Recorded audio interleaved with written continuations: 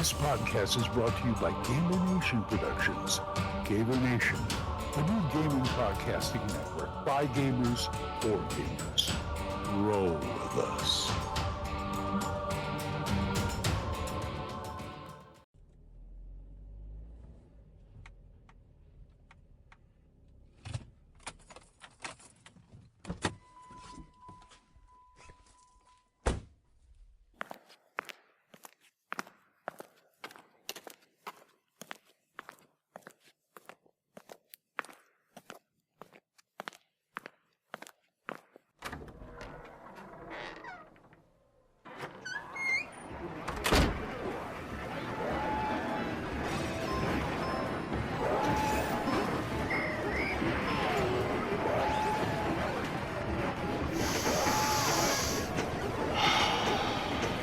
I'm home.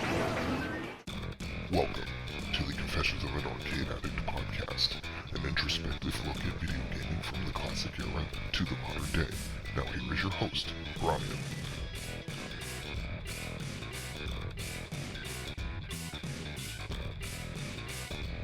Hey folks, what's going on out there?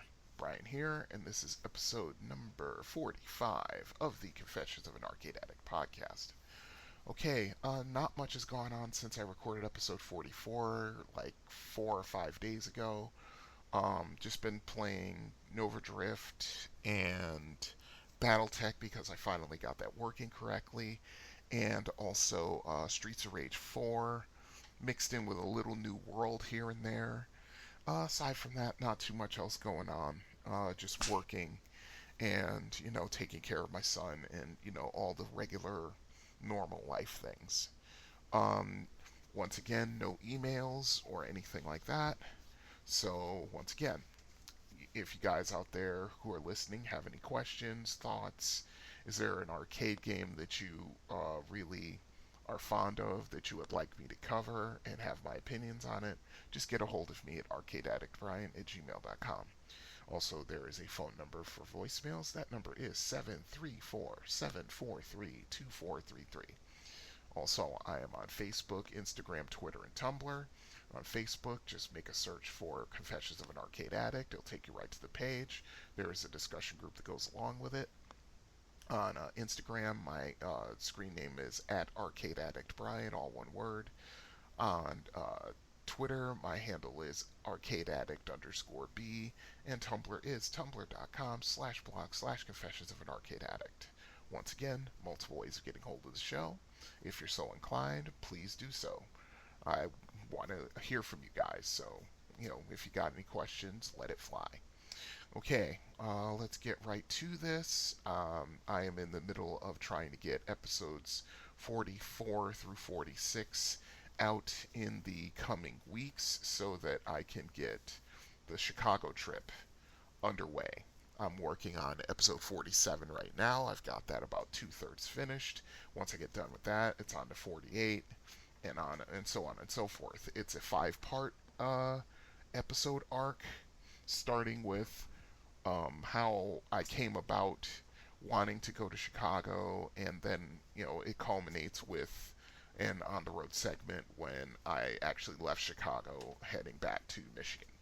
So that's pretty much the arc, and there will be plenty of information and opinions and reviews and rundowns and all that fun stuff that you've come to know and like about my show, so hang in there, it's coming. Alright, so let's get right down to it. Arcade Rundown.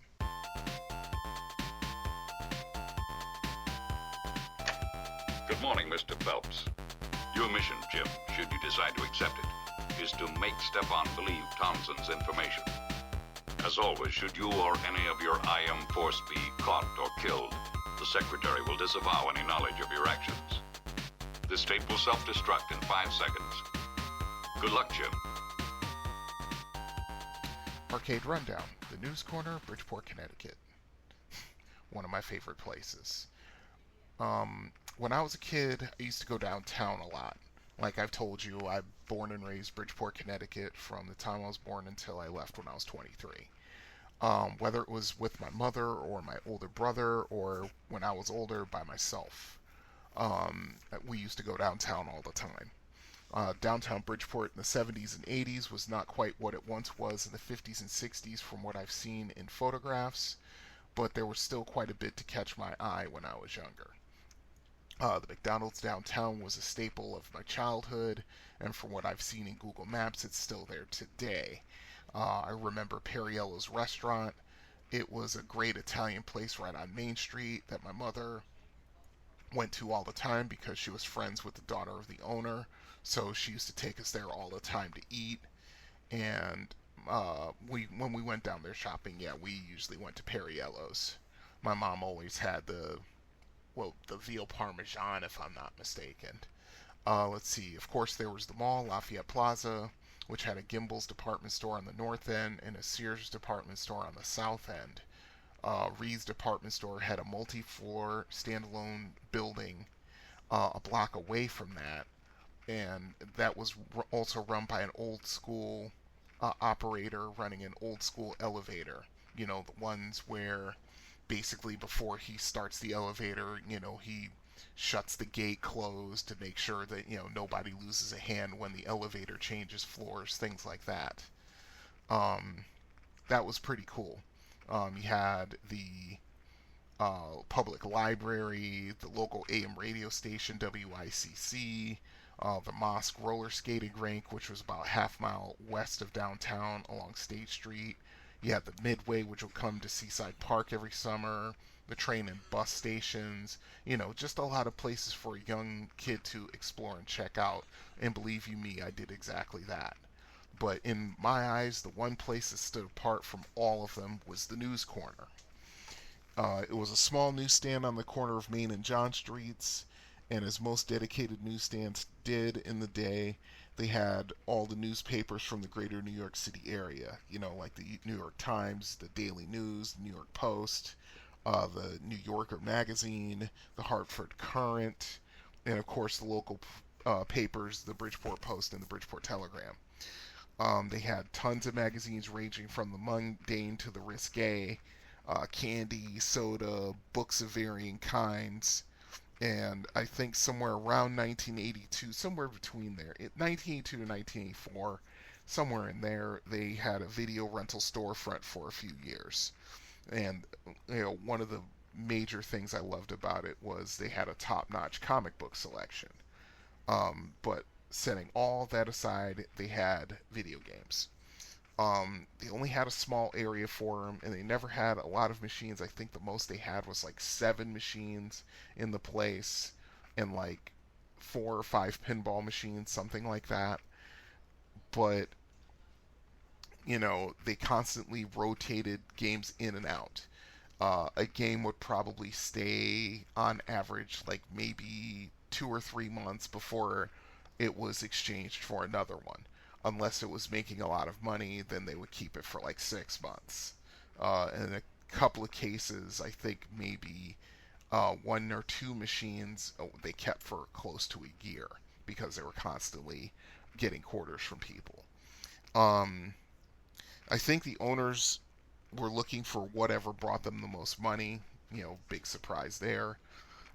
So I believe that was the reason why they shuffled games in and out so much, but that was okay with me.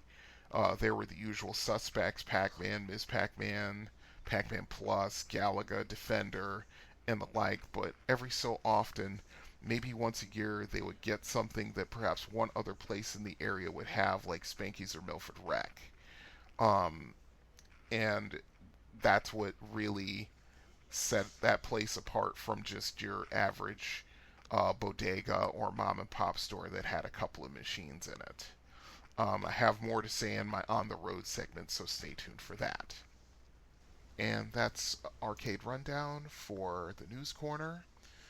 If you grew up in the Bridgeport area like I did, and you knew about the News Corner, and you have thoughts about it, hey, let me know about it. ArcadeAddictBrian@gmail.com.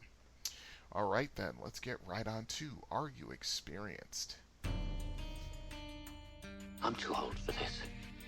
hiding in front seats like a teenager. Opie, I think I'm getting too old for this stuff. I'm getting too old for this. Listen, you was born too old for this. I'm getting too old for this. I'm getting too old for this. Lying wet arsed in the heather chasing other men's cattle. I'm getting too old for this sort of thing. Maybe we're getting too old for this. What do you think, huh? I'm not too old for this shit. I'm not too old for this shit. You will not.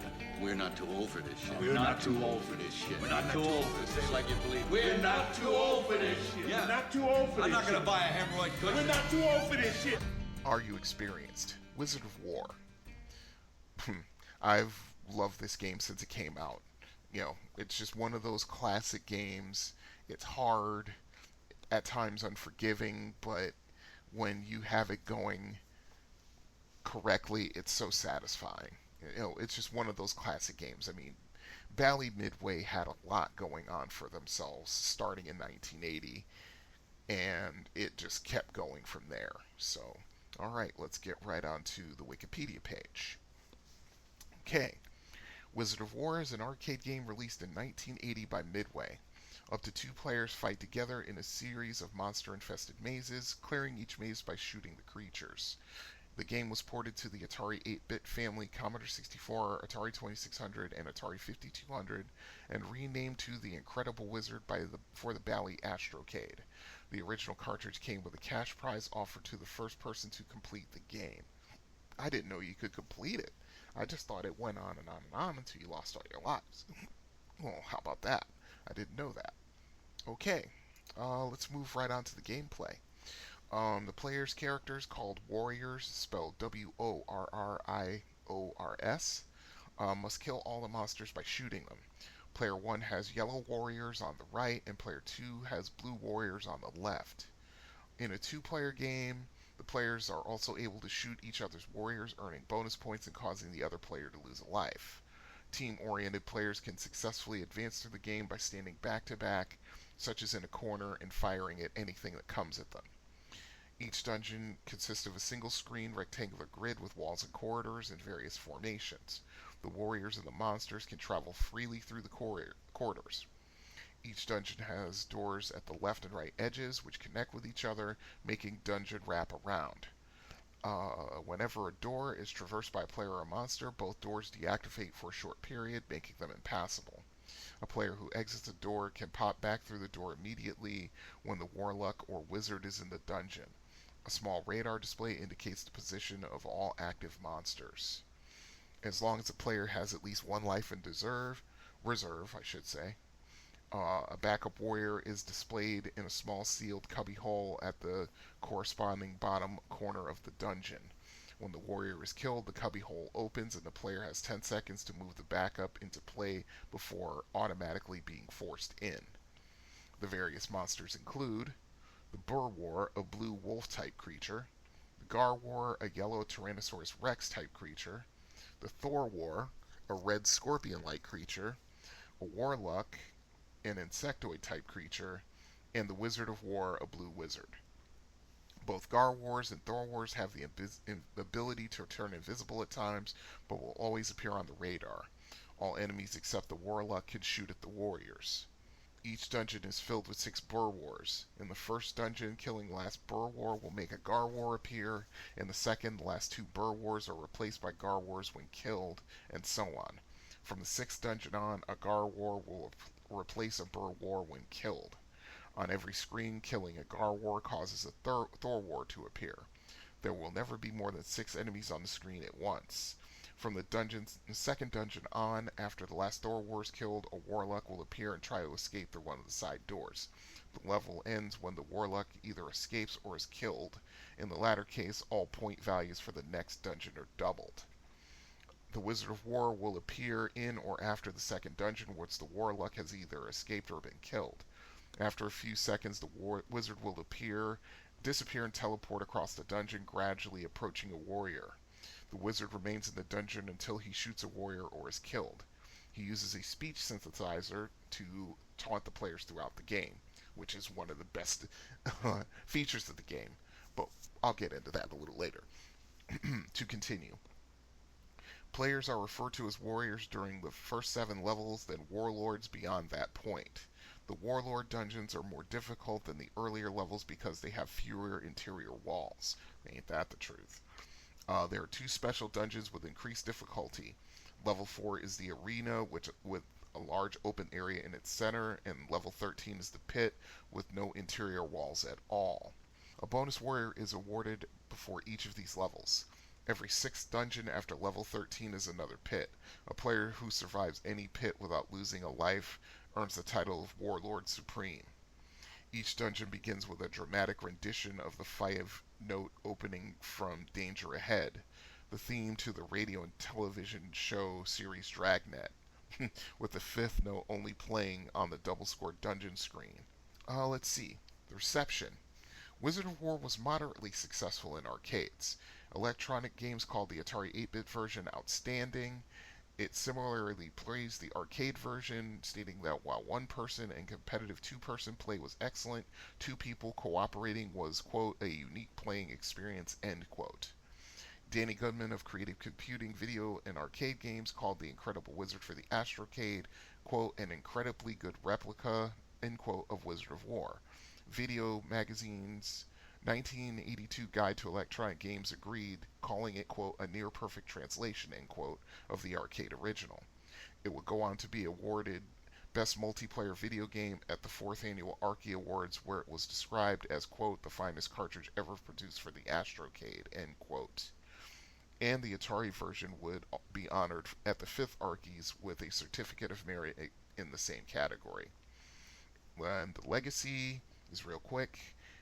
Wizard of Wor is included in the compilations Midway Arcade Treasures 2, which was released in 2004, and Midway Arcade Origins, which was released in 2012. Okay, my experiences with it.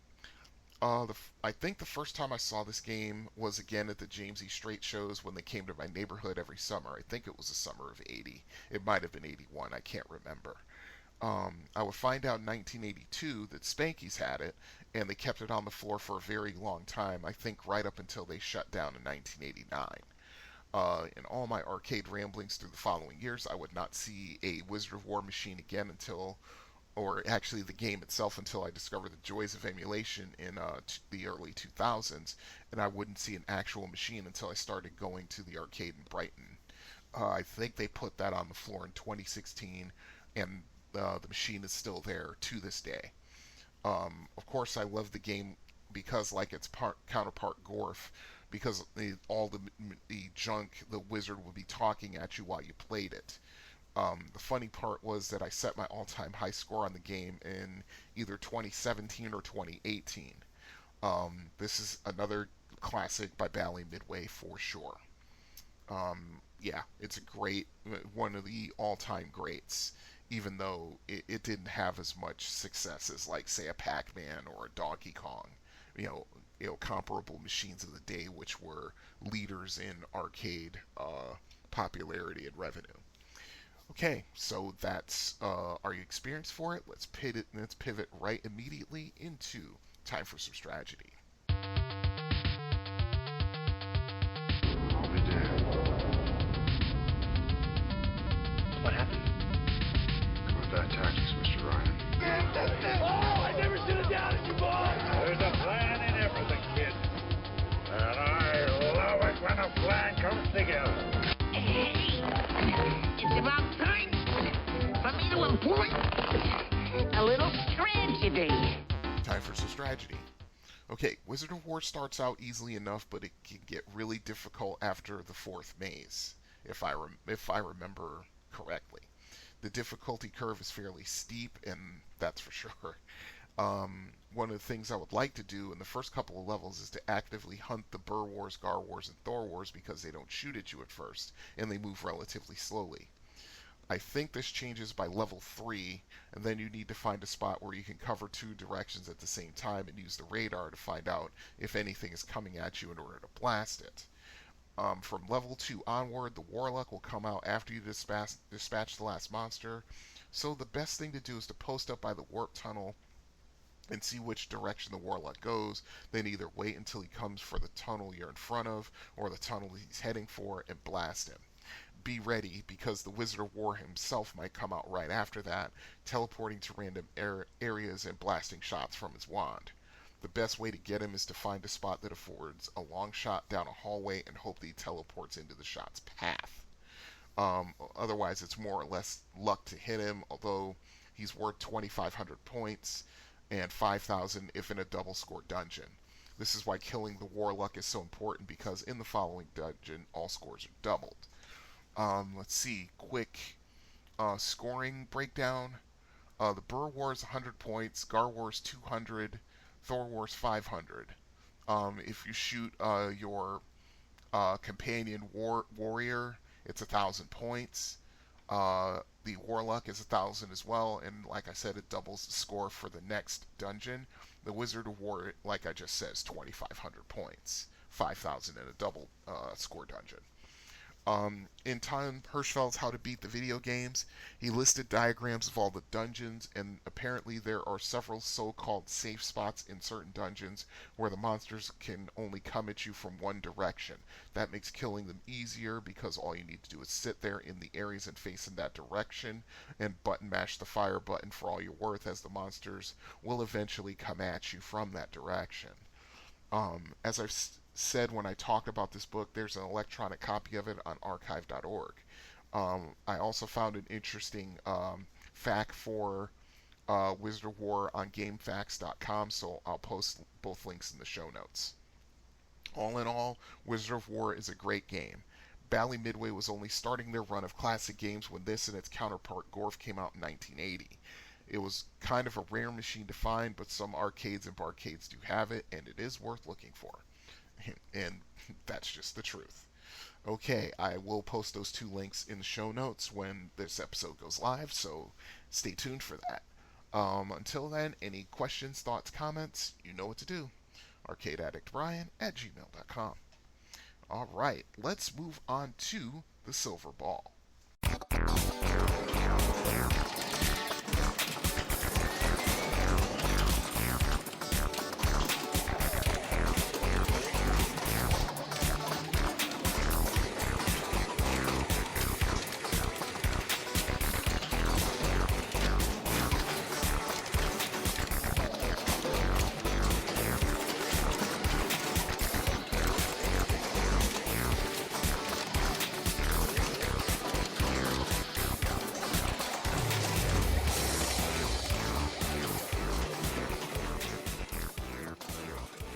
Silver Ball, Xenon.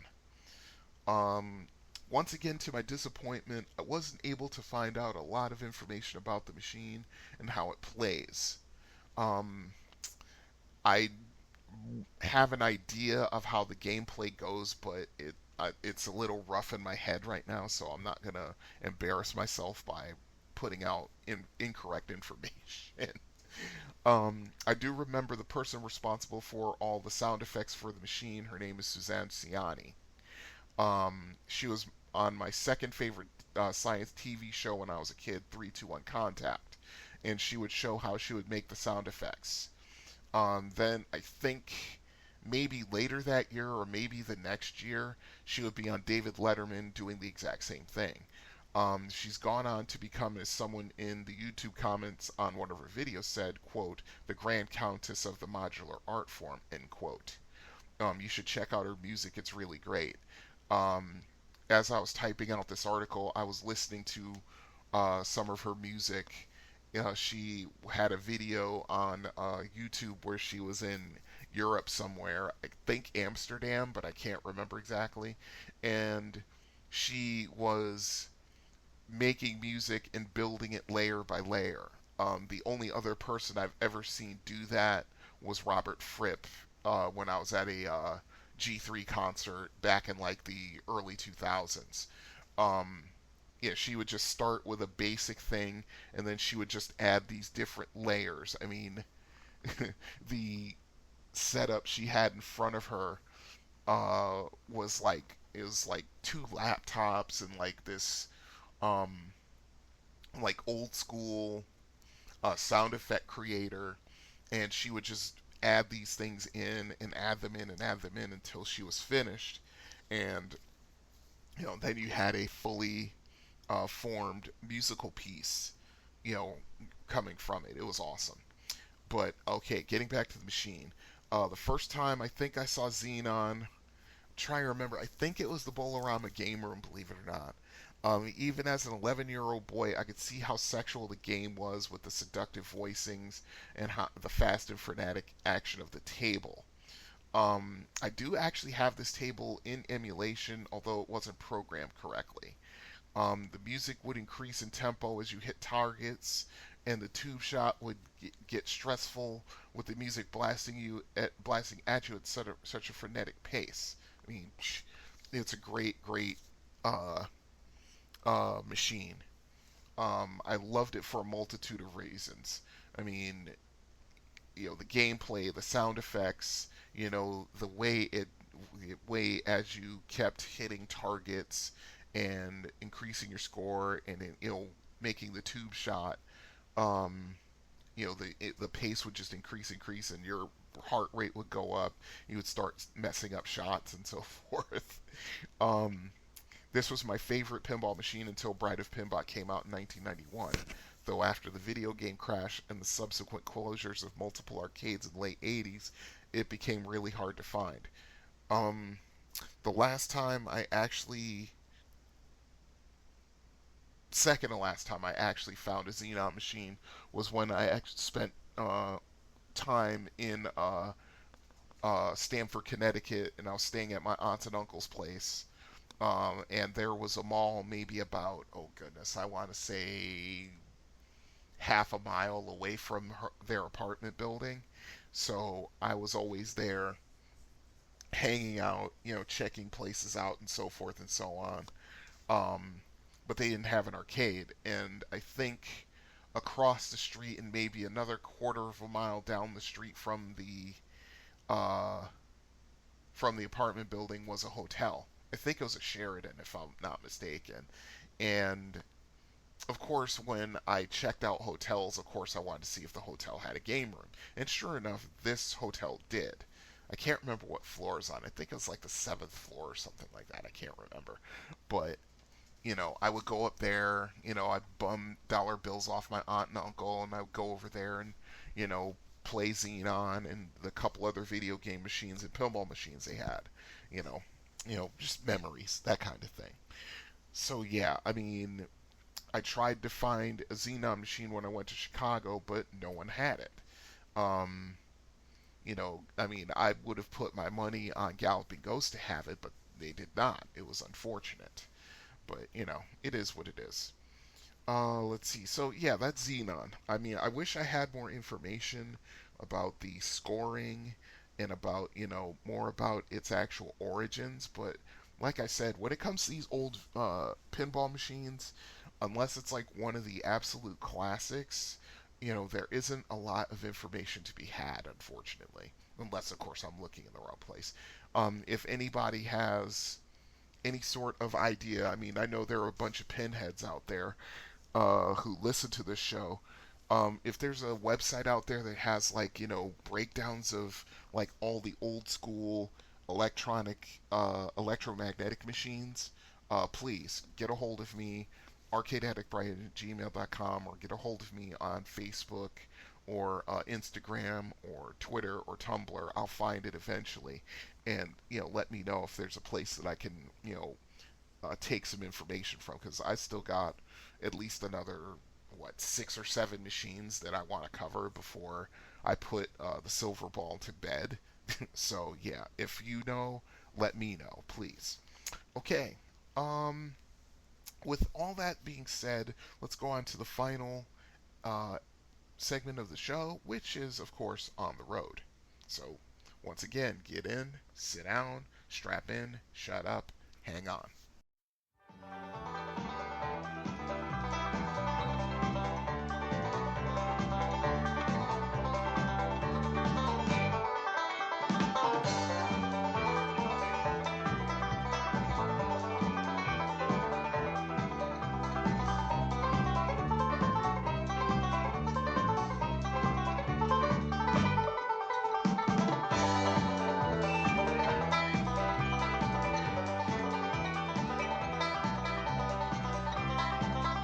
folks, Brian here, and this is a on-the-road / arcade rundown for the News Corner.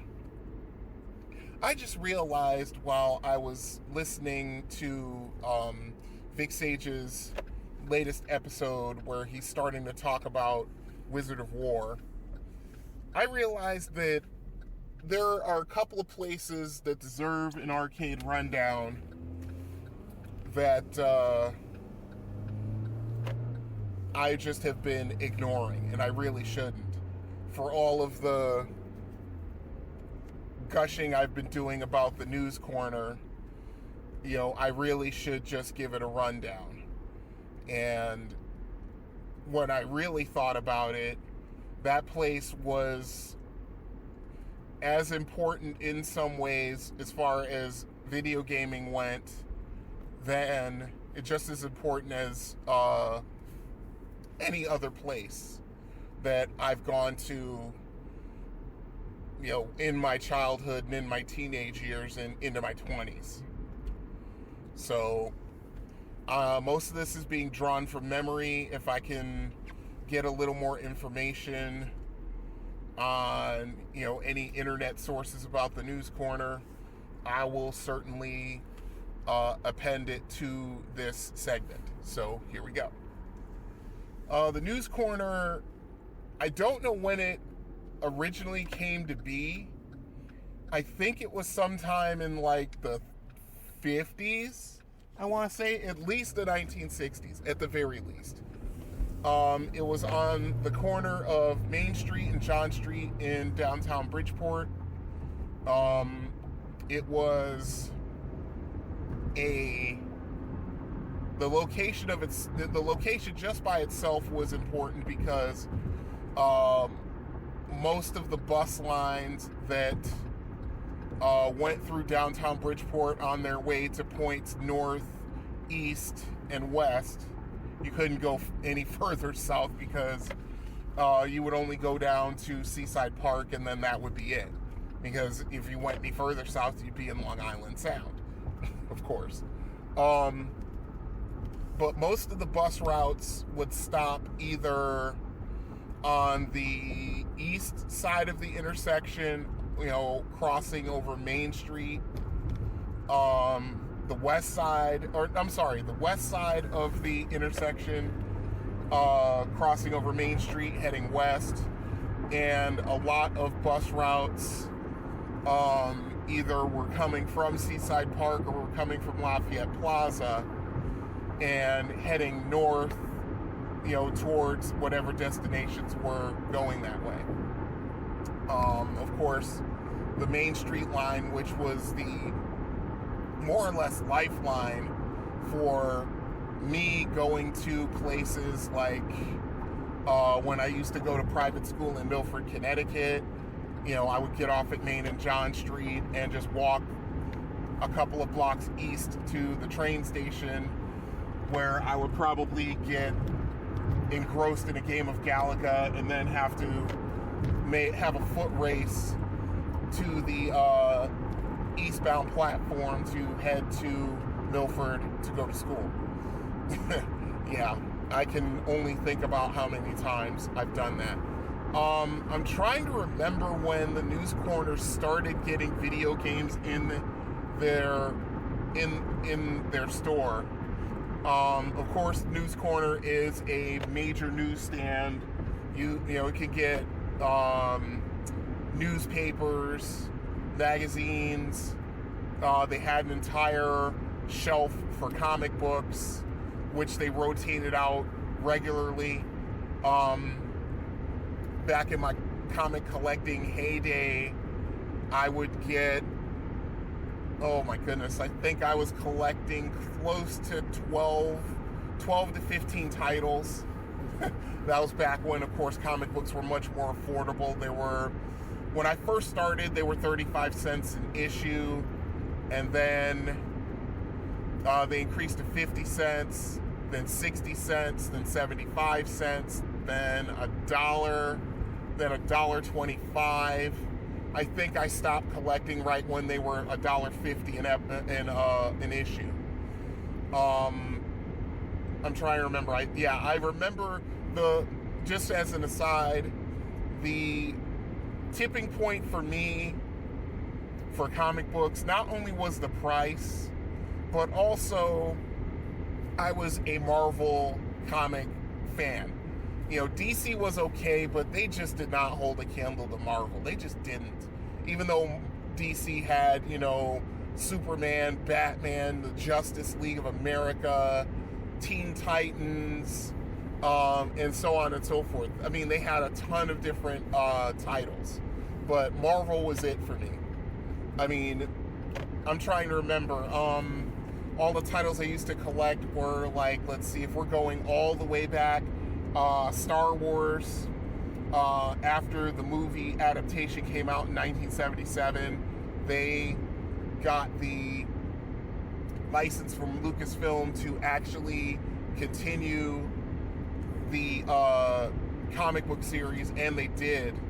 They did that from 1977 all the way up to, I want to say, 1985, either 85 or 86, somewhere in there, when they finally discontinued the comic book run. But the reason I bring that up, let's see, it was Star Wars, there's Battlestar Galactica, the Avengers, the West Coast Avengers, the X-Men, the New Mutants.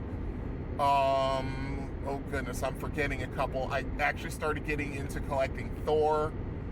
I'm missing a few. Oh, Power Pack. That was a fantastic comic book series. Let's see. The Micronauts I collected. Secret Wars when it came out. The comic book guide to the Marvel Universe, which went through almost every single Marvel character, their origins, their powers, their current history, where they were in, as far as the Marvel Universe went, and it went through pretty much everybody. I think it was like 15 issues to get through all of the characters, all of the major characters, and most of the minor ones. I mean, they even had an entry for Aunt May Parker, Peter Parker's, elderly aunt, and so forth and so on. That, of course, would translate over into the Marvel Superheroes game, which came out in, 1983? No, it was 84? No, it was later than that. I think it was like 87 or 88, somewhere in there. I'd have to look it up. My memory's failing me, of course. But anyway, so yeah, that's what originally drew me to the News Corner, was being able to buy magazines and newspapers and comic books. And it was a place where, if you were, like I've said before, if you were waiting for a bus to take you northbound, like on bus route number 8, the Main Street line, which was the one I almost always used, or the number 12, which would, take you into my neighborhood on the back end along Chopsy Hill Road, or the number 6, which was the Noble Avenue bus, which actually went into my neighborhood. And when I was running late, whether I was messing around after, going to private school, or going to Spanky's, or coming home from Spanky's, I could take the number 12 home, or the number 6, because those buses ran super late. The number 8 bus only ran till 9 o'clock during the week. And let's see, I think it ran until 6 o'clock on Saturday and 4 o'clock on Sunday. The number 12 and the number 6, they would run till 11 o'clock during the week. I think 8 o'clock on Saturday, and I think the number 12, I don't think the number 6 or the number 12 ran on Sundays. It was kind of weird. The Bridgeport transit system was a little strange, but then again, it was the 1980s. It wasn't quite what it is now. To continue, let's see. I'm trying to remember the year they first started getting video games in their store. They basically cleared out one of the shelves, the shelving area. They cleared it out, cleaned it out, and they started putting video games in there. They started off slow. I want to say they started putting games in probably about 1981 or 82. And they just kept going from there. Two machines became 3, which became 4. They would have Ms. Pac-Man in there. You know, that was a staple. They had Ms. Pac-Man. They had Galaga for a little while. They had Robotron. They had Afterburner.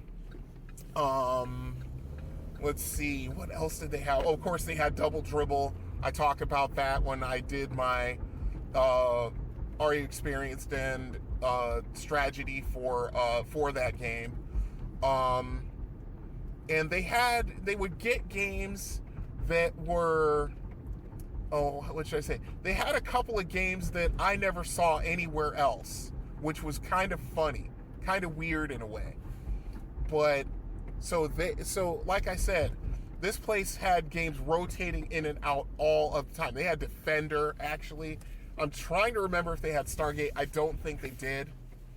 But yeah, so they had tons of games in that place. I mean, they only had them like 3-4 at a time. They had Sinistar, now that I think about it. They had Dragon's Lair, because I relayed that story. You know, I think I related that story like, oh God, what, 2 or 3 times over the course of this podcast at this point. So they had a lot of games. It's just that they would have a game for like, I'd say probably like 3 months. Then they would just, you know, rotate. They would just take it out and put another game in. And of course they expanded from there, which I will get back to because I'm at a stop. So, give me a moment. I shall return. Okay, I'm back. So, as the years went on, you know, going through the 80s, 82, 83, 84, 85, 86,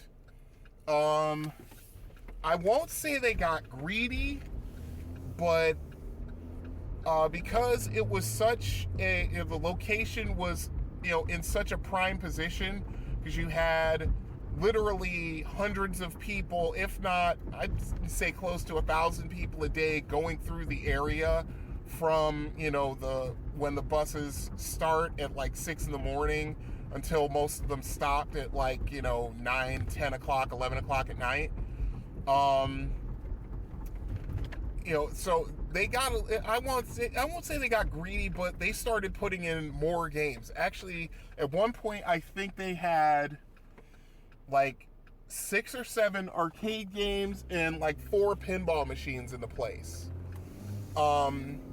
They would put the pinball machines on the the left side of the newsstand as you walked in, where the paperback novels and, you know, the household novelties and, you know, the cooler with the sodas and dairy products were.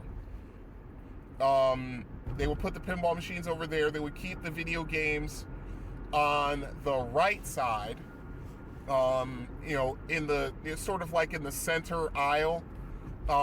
As you walked in the news corner, you could either, you know, you would walk right past the counter, and then you would either go left, which is where, like I said, the paperback novels and stuff and the pinball machines were, or you would go right, which was where the magazines and the comic books and the video games were. Let's see. Trying to remember, what year did that happen? I think it was like 1984. They actually got they actually had like a video movie rental place in the back. I think they took over the adjoining store. There was a store that was like, you know, adjoining to them, you know, not next to them, but if you were going down John Street, you know, it was basically next door that way. I think they took it over, knocked out the wall, and put in a video rental store. You know, you gotta hand it to the people who own the place. They were, you know, trying to always drum up business, and they knew they had, you know, a little bit of a prime piece of real estate because you had so many people going in and out of the place, especially during the winter. You know, people would, you know, would come inside the news corner and just stay by the front window because it was, you know, they had their heat on, so it was warm, so you didn't have to stand out in the cold, especially at night, you know, to catch the bus. So they would do things like that. Like I said, they had so many games coming in and out of that place. It was silly. It was ridiculous. Like I said, they keep a game for maybe about, I'd say probably, depending on how much business it would generate, I think determined how long they kept it. Because there were some games that were there for maybe like 2 or 3 months. Then there were those that would stay there for a couple of years. And the games more or less depend, you know, because they would have, especially on Saturdays now that I think about it, you know, they'd have a bunch of kids coming through the place, you know, buying comic books, buying candy, buying sodas, playing video games.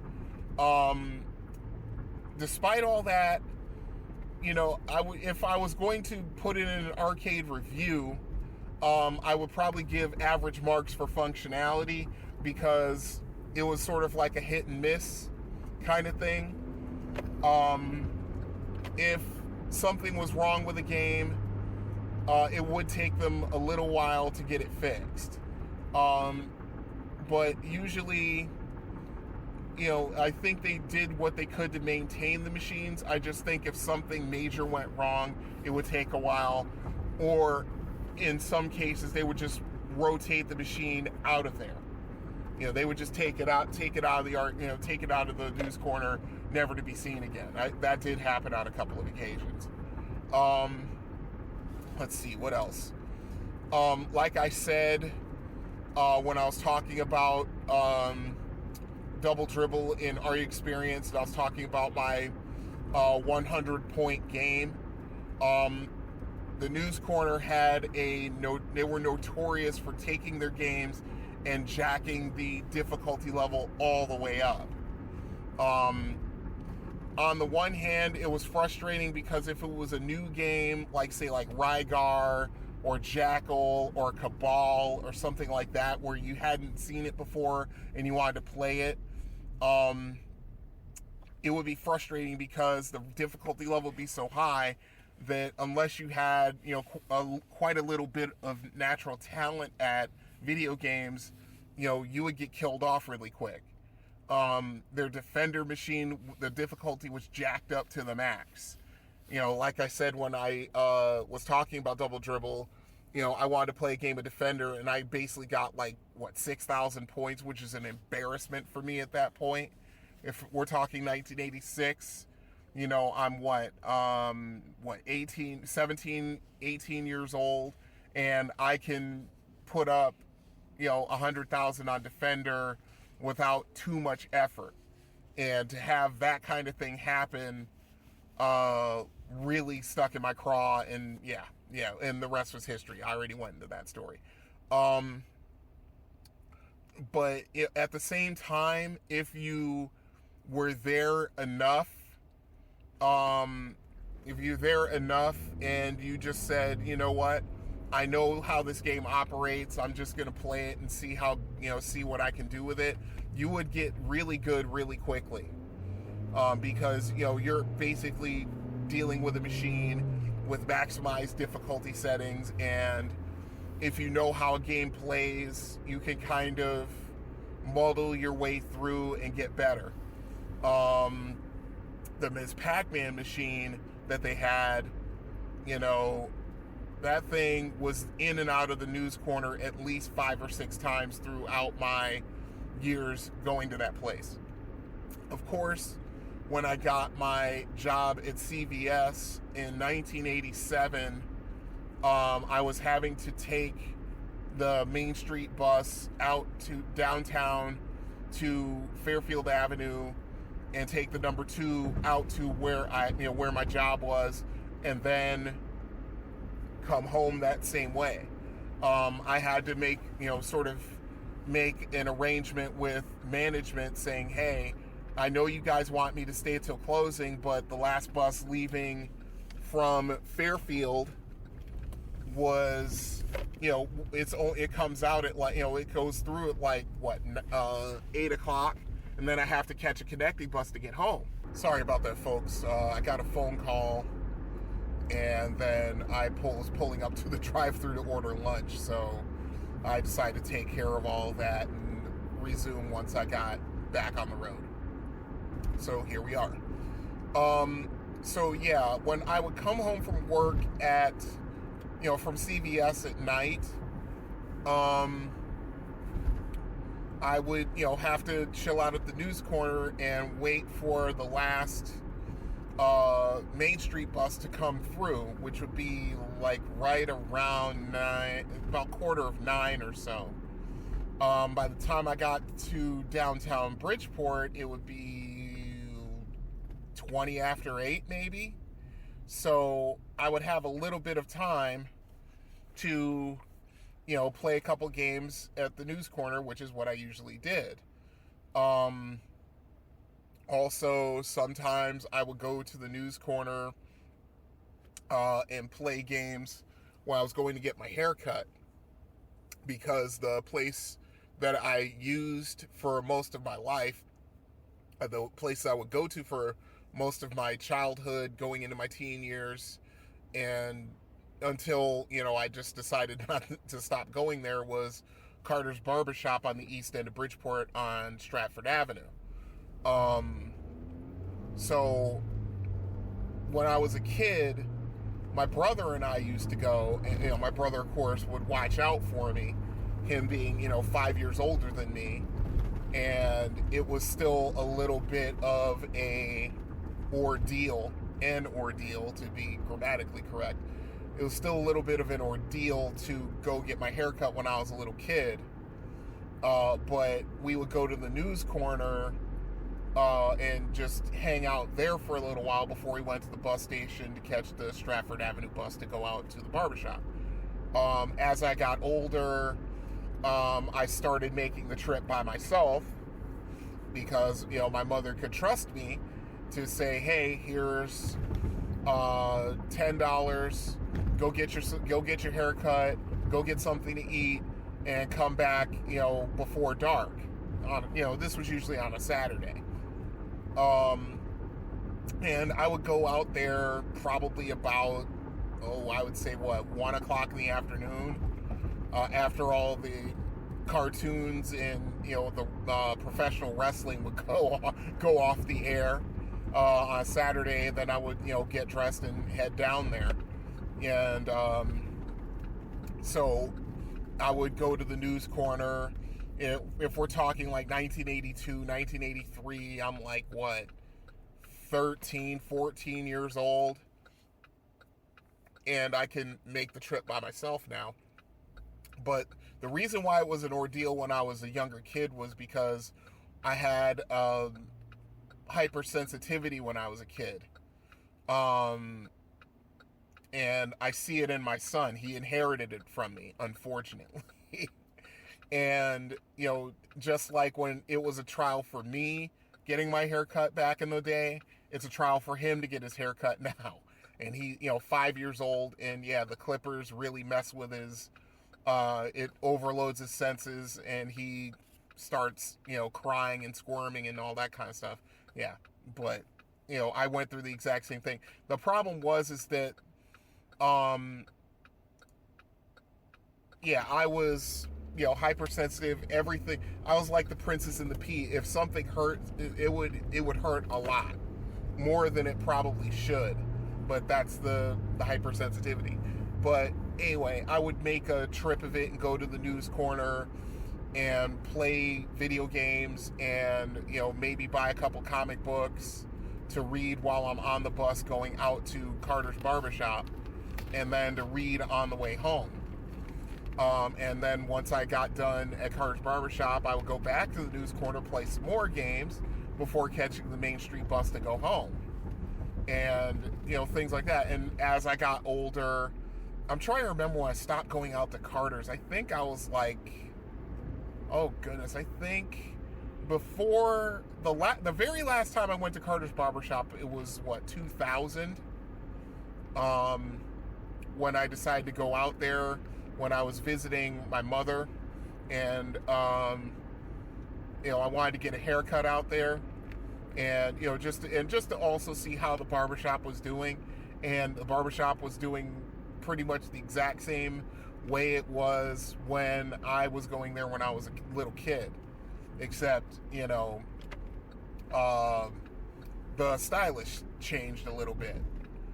But anyway, the news corner was just, I want to say it was like just a small little bastion of gaming, especially once they really started getting machines in there. Like I said, I think the most games they ever had in that place was like 8 video game machines and 4 pinball machines. And it was it was fun. I mean, you go and look at the magazines, because they had pretty much almost every magazine you could think of. They had a large comic book shelf, and they would have Marvel, DC. I think they had Dark Horse at one point. They had oh god, what's the name of the brand that McFarlane did? That he did with Spawn. Oh well, I can't remember. But almost all the comic books were there. It was kind of cool to watch, to just play the games. There's a game that they got in, I want to say 1988, 87 or 88, somewhere in there, where I have never seen that game again. I mean, I've asked 20 million people about this game. I think it's a game imported from Japan, and I've never seen it again.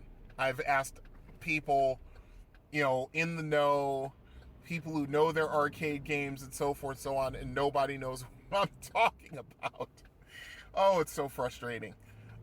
Because I would love to find that game again. At the very least, find it in emulation and play it, because it was just one of those games that just really stuck out to me in my memory. I mean, it's stuck in my memory bank. And this place had so many games coming in and out. It was just ridiculous. I mean, it could almost be called an arcade, but I have to use my own rule that if you have a legitimate arcade, has to have at the very least 15 game machines in order to be an actual arcade. Anything less, it's a game room. Using my own criteria. So, yeah, I mean, the last time I went to the news corner, oh goodness, I want to say the last time that I went to the news corner when it existed was probably 1993. Before I just before I moved to Florida, January 1993. When I went back to Bridgeport in 2000 to visit my family, during the day I had some time to myself, so I drove down to the news corner just to see what was going on, and it was gone. I was so upset. I mean, it was just one of those things where it's like just a piece of my childhood, a piece of my history is gone. It was basically a consignment shop. Oh, that's work calling. Hold on. Okay, I'm back. This is the perils of doing recordings while at work.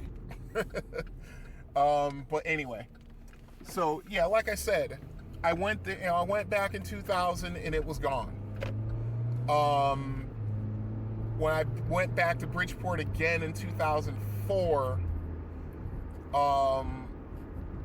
to basically to bury my mother, to attend the funeral.